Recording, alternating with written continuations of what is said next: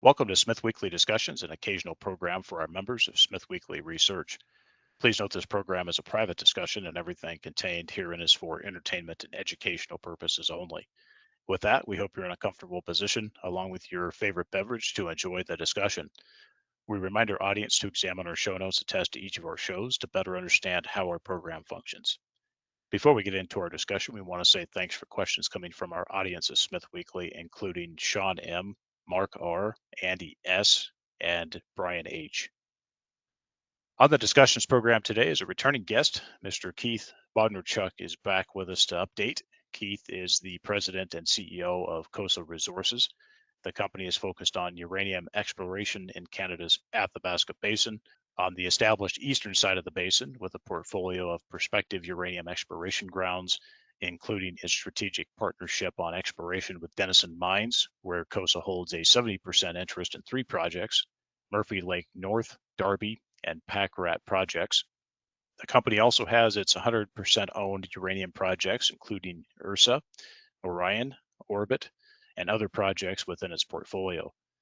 Cosa Resources is listed on the Toronto Venture Exchange under the symbol COSA and also on the US OTC markets under the symbol COSAF. Mr. Bodnarchuk, welcome back to Smith Weekly Discussions. Yeah, great to be back, Andrew. Yeah, Keith, great to have you on. Mark, it's been interesting here, and it's been a while since we've had you on for an update. Back in, I think it was July, we last spoke and had an update. Well, why don't we get to news items first? Most recent news on staffing, the company announced that Mr. David Cates has been appointed to the company advisory board. Talk about that move to bring David on and the importance of that relationship with Denison. Yes, that was big news for COSA in the past few months. Here was obviously bringing on David as a strategic advisor, joining Craig Perry as our 2 strategic advisors for COSA Resources. So obviously we completed that transaction with Denison in January, and David's really been helping me behind the scenes, offering advice, from capital markets through to communities, through to just general, even CEO type advice. And so he's been a tremendous asset for me. And so I think this just really made it official. But in the background, he's been advising me, this entire time. And, the whole entire Denison team has been supportive. Obviously the 2 members on our board, Jeff Smith and Liz, joining our board, and then also Chad Sorba, the technical advisor. So I think bringing David in officially into the fold too just reiterates the partnership that we're developing here with Denison Mines. And so yeah, it was good news for us, but David's been a good resource ever since we completed the transaction in January. David definitely brings a lot of expertise in the sector in that region into the company, as well as just the strategic relationship with Denison. You have a very large, important backer, and arguably maybe the best backer in the basin there with Denison and what they're doing over there at Wheeler River. So very good information on that front, and welcome to David aboard the company advisory board there as strategic advisor. And Keith, also the company announced a $5 million brokered financing of hard dollar and flow through equity, upsized as well to 7.5 million Canadian. Talk about the rationale for the financing as well as the plans to utilize this new capital in 2026 towards potential discovery. With the targets that Andy and the team have been generating at Murphy Lake North and Darby joint ventures with Denison, we saw an opportunity to bring in some capital here to ensure that we can have a rather large drill program throughout 2026, targeting those 2 projects. And as the release says, Denison was supportive of the financing and is participating. So I think once those started to fall into place, it made sense for us to bring in more capital ahead of a busy 2026 drill program. The company also recently announced that it had identified priority drill targets at its 70% owned Darby project, which is about 10 kilometers west of Cigar Lake. Talk about that work to identify these targets. I know you guys have been working really a good portion of the summer season going over drill data, putting everything together and repackaging everything and coming up with some pretty interesting areas. Talk a little bit about that and just overall the lack of complete testing on the project area. And then I think importantly here, when you guys would expect to have those targets tested. Yeah, certainly. So Darby was a massive part of the transaction we did with Denison. Really Murphy Lake North, which is right beside the Hurricane deposit, and Darby, which is right beside the Cigar Lake deposit. It butts right up against Cameco's ground. And importantly, Denison did some good work to develop some targets on it, but they never got around to drilling it. They were focused on their Phoenix and Griffin deposits on the Wheeler River project. And so this is a fantastic project. Like I said, it's right up against Cigar Lake. And what it's been lacking this entire time is really focused capital and really a focused individual to go through all the old data, to really develop the targets, to make interpretations. And that's where our VP of Exploration, Andy Carmichael, came in. And so we completed this transaction with Denison in January. It's the winter time in Saskatchewan, so you can't really go up and look at the core from the previous drilling, like the historical holes. And so that's what we did this summer. So we were obviously advancing Murphy Lake North with drilling, but in parallel, the entire team was doing desktop studies. We all went to site to look at the Darby core. Andy Carmichael, Steve Blower, our chairman, and a few of the geologists went and just looked at all the different holes that have been completed on the project. This is an exercise we've done in the past, which actually really led to the discovery of the Hurricane deposit. Just old fashioned, putting all the holes side by side and coming up with different interpretations.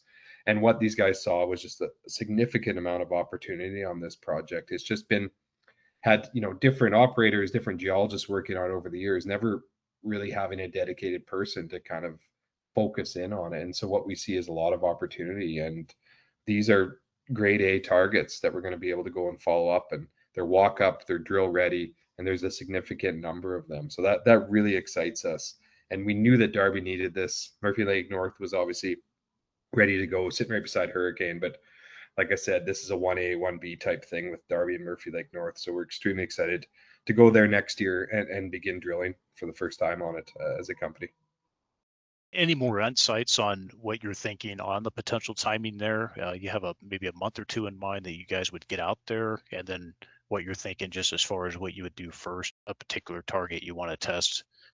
So the beauty of this project is it's relatively close to where we're going to be set up at Murphy Lake North. So we're looking to head back to site in January, get drilling, probably on Murphy Lake North first. We're still finalizing our budgets with Denison as we speak, heading into next year. But yeah, there's walk-up targets that we released in that press release, just showing that there's elevated uranium in the sandstone that was never followed up. Like I said, it was interpreted, maybe misinterpreted, but it was just ones where it was just undercapitalized, this project. And so as we show in the release, areas like Delta and Charlie, like these two different trends, there are, what we'd call like grade A walk-up targets that we'll go and target here as soon as we can. And we're looking towards doing that in Q1 of next year. As far as the sequence with Murphy Lake North, that's still to be decided, but we'll get to both projects as soon as we can next year. And the lucky thing is we're established up there. We have a drill on site at Murphy Lake North. And so, we're well set up to be turnkey here in January. And it's pretty easy to go back and forth between these two projects because they are relatively close. They're in amongst some of the best infrastructure in the entire Athabasca Basin. And so it's very cost effective exploration that we're able to do at both projects. Okay. And I think, you look back at the history of this project and Denison's turn on Phoenix and Griffin, as you said, the focus area there, and then in a bear market, which was quite long in the tooth, it would make sense, obviously, to focus on the tier one assets of Denison first and foremost and really kick the exploration can down the road, so to speak, which here we are now. And there's, companies such as Cosa looking to take these on and uncover the work that really needed to be done during a bear market, which didn't happen. Very good information there. Looking forward to seeing what you guys come up with on Darby and get some of that news in Q1 there as far as next steps. With that, you talked a little bit about Murphy Lake North. The company announced during late August that it identified 2 kilometers of strong sandstone alteration and graphitic faulting at the cyclone trend. Talk a little bit about those results, as well as when you guys do come back in, what the next steps are, next targets, and plans there for MLN follow-up.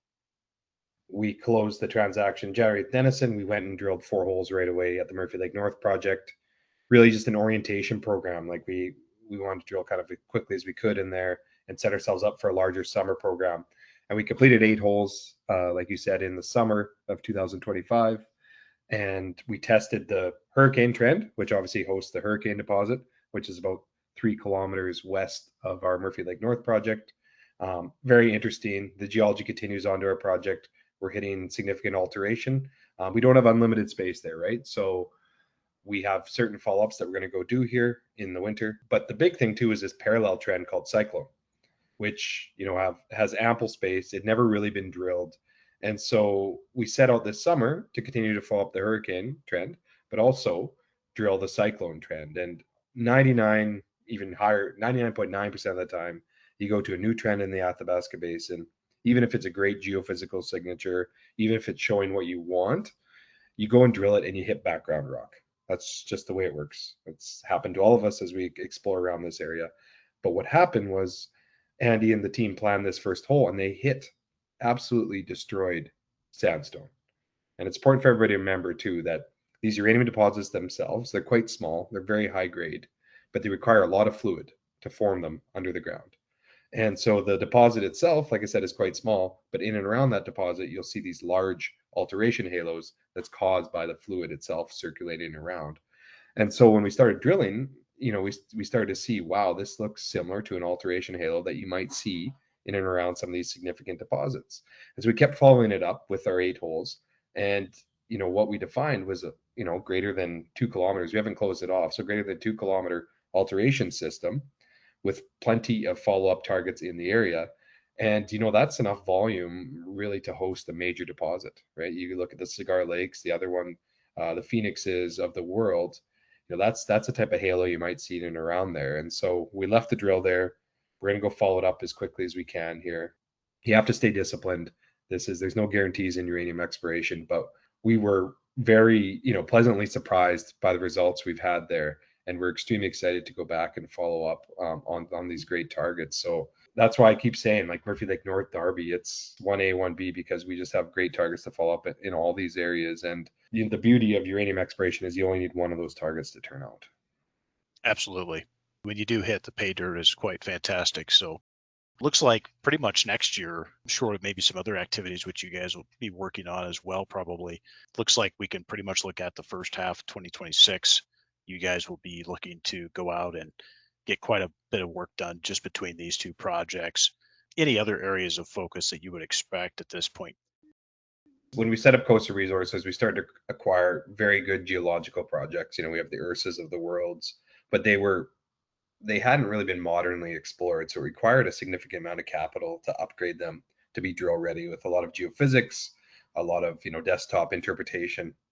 Whereas the projects we acquired from Denison were what we call discovery ready. They're located right next to Cigar Lake. They're located right next to Hurricane. They've had enough drilling that it really paints a picture about what's happening underneath the ground, but not enough to really kill off any of these target areas. And so when you have that, you drill as much as you can. And that's what we'll be doing. Our focus is drilling Darby and Murphy Lake North, as much as we can, focusing in on those targets. There's ample targets. There's lots of runway to follow up the results at Murphy Lake North and also the historical results at Darby. So in the background, we will be doing a little bit of work on our other projects to make sure we do continue to have that pipeline of drill targets. But the significant amount of our capital will be focused on drilling because that's the biggest catalyst for a company like us is ultimately making a discovery. And so it's exciting for us. Like I said, we finally have those really discovery ready, drill ready targets that are ready to go. What about Packrat? Any comments on Packrat there? That's another project that came from Denison. Just your thoughts on Packrat and where that falls in on the priority list. Yeah, so it's an exciting one. It's a long trend of, I guess, Rabbit Lake, which is one of the first mines in the entire Athabasca Basin. And it seems to be a bit of an analog to a splay of a structure, which is very similar to what happened in the Rabbit Lake area. And so it's one that we wanted. It's one that's exciting. It's protected for a long time. Denison did do some work on it themselves. And so, it's protected for, 20 years type thing where it doesn't require capital to be focused on it. But if we have Darby and Murphy Lake North, then we go to our next set of targets below that, Packrat would be involved in that set of targets. And so that excites us. And like I said, it's one that we really liked from a regional standpoint. Our focus right now is Darby and Murphy Lake North. But like I said, it's always good to keep that pipeline of targets ready to go. just like the ISO model, ISO Energy, the days that you and the team were there that led ISO Energy to what it is today, really that model of quite a few different projects. You guys worked through those methodically and then came up with a great discovery there at Hurricane. So very much similar type of analog here as well with COSA. So Yeah, appreciate that. yeah, for sure. It's kind of interesting how eerily similar it is, right? Like you have these almost those couple years of orientation as a company. That happened to the group at ISO, right? Where 2016 became a company, did a couple transactions along the way, then ultimately 2018 became when they ultimately make the Hurricane discovery. Us doing this, completing this transaction at Denison at the beginning of this year, a bit of orientation on the projects, and then next year is really setting ourselves up to follow up these fantastic targets. And at ISO, they were drilling. I mean, I've told the story a few times, but they were drilling a project called Geiger that was just south of where the Rock East, where they ultimately found Hurricane. And the targets were viable. They're great targets. They're drilling at Geiger. They just didn't quite show what the guys wanted. They're geophysically great targets. Following up historical holes. And so they moved the drill up to that Rock East project and hit Hurricane with the very first hole. And so I think, like you said, that adaptability or being amenable to quickly pivoting to your next set of targets if you have to has been very successful for us in the past. Good thing to have this pipeline going as well. With that, just back over to news items here. You guys had announced that on the Orbit project, you guys expanded the grounds on this project. I would suspect maybe there would be a little bit of work done on this in the coming, maybe in 2026 or maybe in 27. But talk a little bit about that expansion of the grounds there, the reasoning, and then, of course, any plans that you can speak of at this point. Yeah, so Orbit's just south of Key Lake, so just outside the Athabasca Basin. So you'd be going for your basement hosted deposit, which would be similar to the Arrow, Next Gen's Arrow, or Triple R type discovery. That's one. It's the basin is super competitive. Everybody knows that everybody's flocking into that part of the world. And we had done some work on our original Orbit project, and we are seeing some pretty good looking targets there. And so if there's a cost effective opportunity to expand our land, we will, because like I said, it's highly competitive in that area. It's very cost effective exploration. It's just off the main highway that comes up through to Key Lake, Cameco's Key Lake mill. And so it's a fantastic area to be looking is from a cost standpoint.